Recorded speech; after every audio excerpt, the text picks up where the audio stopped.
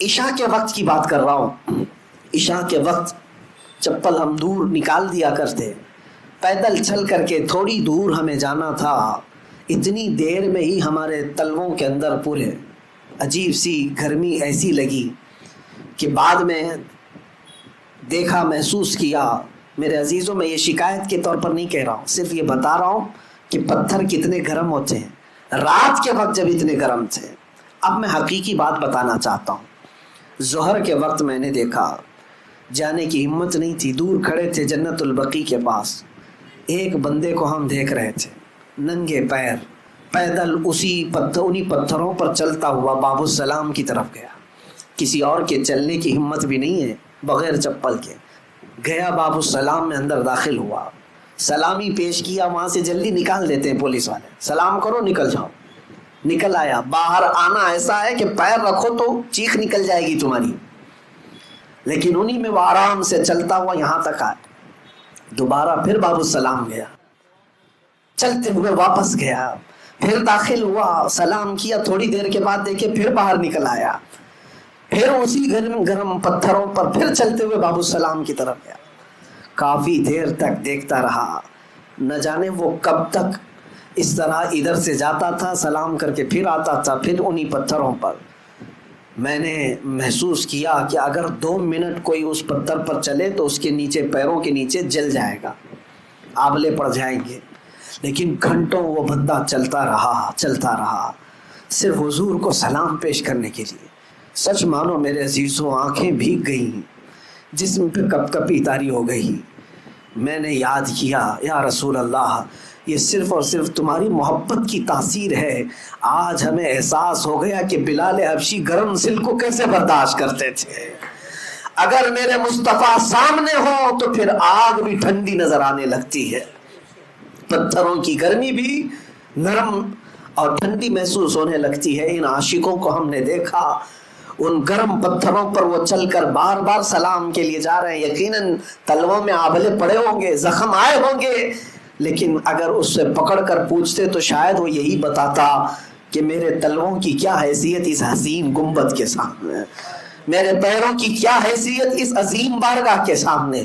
عزیزان گرام وقار، نبی اکرم صلی اللہ تعالیٰ علیہ وسلم کے دربار میں حاضری دیتے ہوئے آج بھی ہزاروں عاشقوں کو دیکھا جن کی کیفیت عجیب ہوتی ہے. ہم یہ نہیں جانتے کہ وہاں کون کس حالت میں آتا ہے. ایک بڑے بزرگ لاہور کے رہنے والے، ان کے مرید حج پہ جا رہے تھے تو انہوں نے اپنے پیر و مرشد سے اجازت لی. مرشد گرامی نے کہا کہ بیٹا حج پر جانا، پھر مدینے جب جانا تو خیال رکھنا کہ ہر چیز کا ادب کرنا، چاہے وہاں کے جانور بھی کیوں نہ ہو، جانوروں کا بھی ادب ملحوظ رکھنا. وہ مرید، سچا مرید، حج سے فراغت کے بعد مدینے حاضری کے لیے گیا. مدینہ طیبہ، یہ اس زمانے کی بات، آج سے 700-800 سال پہلے. مدینہ طیبہ کی حاضری کے بعد چھوٹی چھوٹی گلیاں تھی، رات کا وقت تھا، نکل رہا تھا، ایک کتا سویا ہوا تھا، اس کتے پر پیر پڑ گیا اس مرید کا. اچانک پیر پڑا، جان بوجھ کر کے نہیں، کتا چیختا چلاتا ہوا، اپنا بچاتا ہوا نکل گیا. لیکن اس مرید کو اندازہ ہوا کہ کتا زخمی ہوا، مجھ سے غلطی ہو گئی، میرے مرشد نے کہا تھا، لیکن انجانے میں ہوا. خیر، حج سے فراغت کے بعد، بارگاہ مصطفیٰ کی حاضری کے بعد جب وطن لوٹا، کئی تحفے تحائف لے کر اپنے مرشد کی بارگاہ میں جب آیا تو لوگوں نے کہا کہ حضرت ملنا نہیں چاہتے. تو اس نے اصرار کیا کہ حضرت سے مجھے ملنا ہی ہے. لوگوں نے کہا بیمار ہیں. پھر اس نے اصرار کیا، کہو حضرت سے کہ مدینے سے آ رہا ہوں. لوگوں نے جب اطلاع دی تو مرشد گرامی نے اجازت دی. جب وہ حاضری کے لیے اپنے مرشد کے پاس آیا تو زخمی حالت میں دیکھا، ہاتھ پر پٹی بندھی ہوئی. پوچھا حضور کیا ہوا آپ کو؟ مرشد گرامی کی آنکھوں میں آنسو آئے. کہا مدینے میں تو نے جس کتے پر پیر رکھا تھا میں ہی تو تھا. تجھے یہ اندازہ نہیں کہ وقت کے بڑے بڑے لوگ وہاں پر اپنے آپ کو ان حیثیتوں میں پیش کرتے ہیں. اسی لیے ہم تمنا یہی کرتے ہیں کہ یا رب ہم کو اتنا مقام دے دے کہ لوگ ہمیں مصطفیٰ کے دربار کا کتا کہیں، سگانے کوئے مصطفیٰ ہمیں کہیں. اعلیٰ حضرت فاضل بریلوی رضی اللہ تعالیٰ عنہ یہ دعا بھی کیا کرتے تھے اور فخر سے بھی کہتے تھے میں رسول پاک صلی اللہ علیہ وسلم کے دروازے کے باہر بیٹھنے والے دربانوں کا کتا ہوں۔ عزیزان گرامی، اس مقام بلند و بالا کی جتنی بھی میں تعریف کروں یا جتنا بیان کروں وہ بیان سے باہر ہے، اور آپ کو اندازہ ہے ہماری زندگی کا اب ایک ہی مقصد، آپ سب کا بھی یہی مقصد ہے کہ جئیں گے تو میرے مصطفیٰ کی عزت کے لیے جئیں گے۔ اگر ان کی عزت سلامت ہے تو سب کچھ سلامت ہے، اگر ان کی محبت ہمارے ساتھ باقی ہے تو سب کچھ باقی ہے، اور اگر یہ نکل گئی تو ہمارے پاس کچھ بھی نہیں ہے۔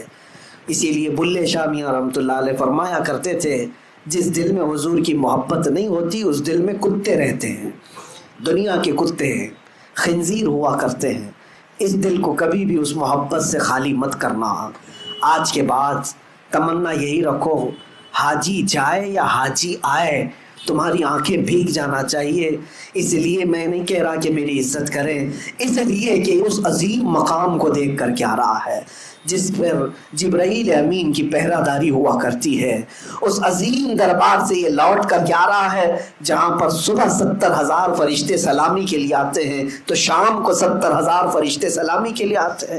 وہ مقام جس کے متعلق فرمایا گیا ہے کہ وہ لحد جو مصطفیٰ کریم کے جسم سے لگی ہوئی مٹی ہے وہ عرش اعظم سے بھی افضل ہے، عرش اعظم سے بھی افضل ہے۔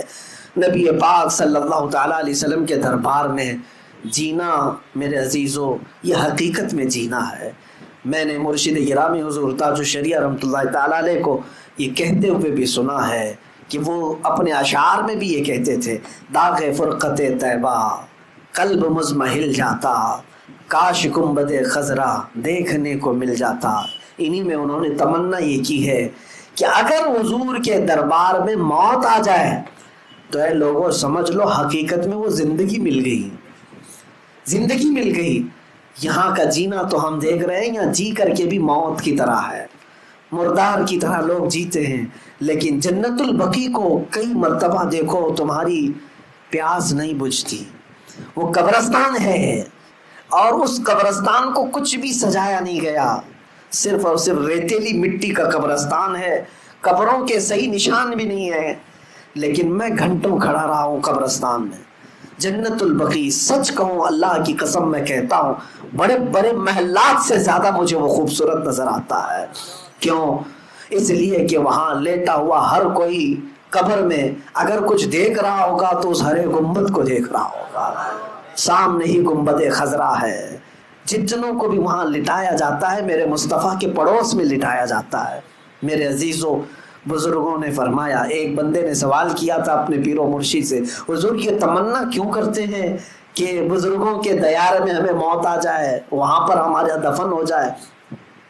ایسی محفل لگی ہوئی تھی، انہوں نے کہا بیٹھ جاؤ خاموش، میں بعد میں جواب دیتا ہوں۔ گرمی بہت تھی، آپ نے پنکھا منگوایا، فین منگوایا، گرمی بہت زیادہ، محفل میں بہت سارے لوگ تھے، پنکھا لایا گیا، پنکھا لگایا گیا، جب پنکھا چلایا گیا ہوا بہت تیز آئی، ظاہر سی بات ہے حضرت کے لیے لایا گیا تھا پنکھا، لیکن سامنے جتنے تھے ان کو بھی ہوا لگ رہی تھی۔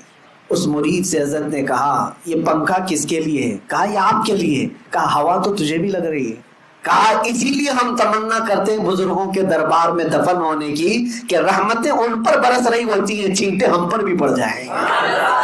اور جب دوسرے بزرگوں کی بات یہ ہے تو میرے مصطفیٰ کے دربار میں کتنی رحمتیں برس رہی ہوں گی، کتنی بارشیں ہو رہی ہوں گی۔ حضور کا دربار بھی ہے، صدیق اکبر بھی وہی ہیں، فاروق اعظم بھی وہی ہیں، عثمان غنی بھی اسی جنت البقیع میں ہیں، سیدہ کائنات فاطمہ الزہرا بھی اسی قبرستان میں ہیں، ماں عائشہ صدیقہ وہاں ہیں، حضور کی ساری ازواج مطہرات ہم سب کی مائیں وہاں پر ہیں، حضور کی پھوپھیاں وہاں پر ہیں، 10,000 کے قریب صحابہ وہاں پر موجود ہیں، 1,00,000 سے زیادہ تابعین اور اولیاء وہاں پر ہیں۔ اگر اس قبرستان میں کوئی دفن ہو گیا تو اس کے وارے نیارے ہیں۔ قرآن پاک میں اللہ تعالیٰ پوچھتا ہے یا ایھا الانسان ما غرک بربک الکریم، اے انسان تجھے تیرے رب سے کس نے دھوکہ دیا ہے؟